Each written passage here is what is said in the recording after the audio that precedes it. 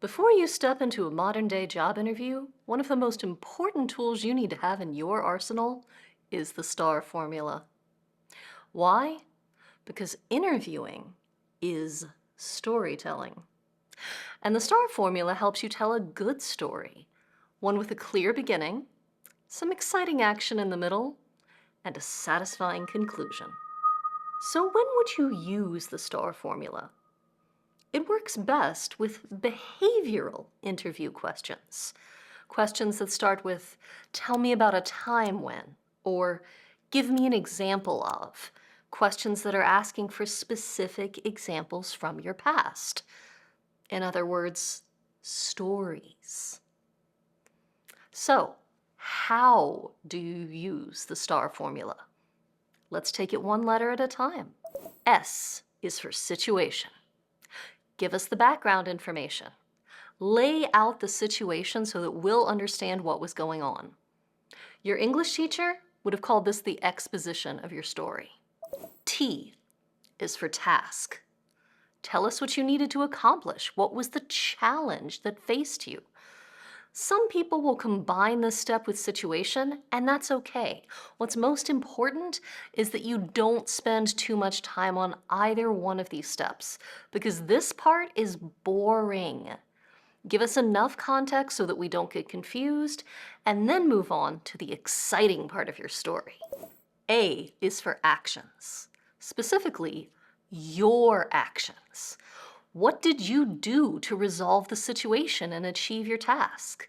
This is where you want to spend most of your time because this is the exciting part.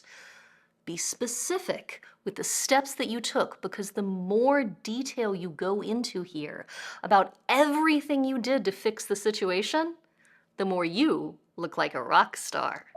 R is for result. Let us know how it all turned out. So now that we've broken down all the steps, let's put it all together with an example of how to answer this behavioral interview question. Tell me about a time when you went above and beyond to get the job done. My first job in education was teaching summer school 10th grade English. I was fresh out of college, teaching kids barely younger than myself who had all previously struggled with the subject matter, and each class period was 4 solid hours.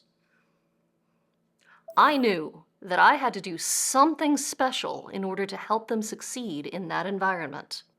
So I did everything I could think of. The first thing I did was declare no homework, because not everybody has a good situation at home, and I didn't want any of the kids to be punished for that.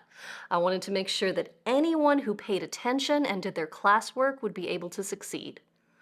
Beyond that, I basically became a performing monkey just to keep the kids awake and engaged. We would do stretching exercises in the morning to help them wake up. I had them act out Shakespearean plays and pretend to stab each other with dry erase markers. I got them to read poetry and argue with each other about whether it was still relevant or not. And at the end of every week, I called the parents of every student who hadn't done well on that week's tests, and we talked about specific areas to focus on for the next week.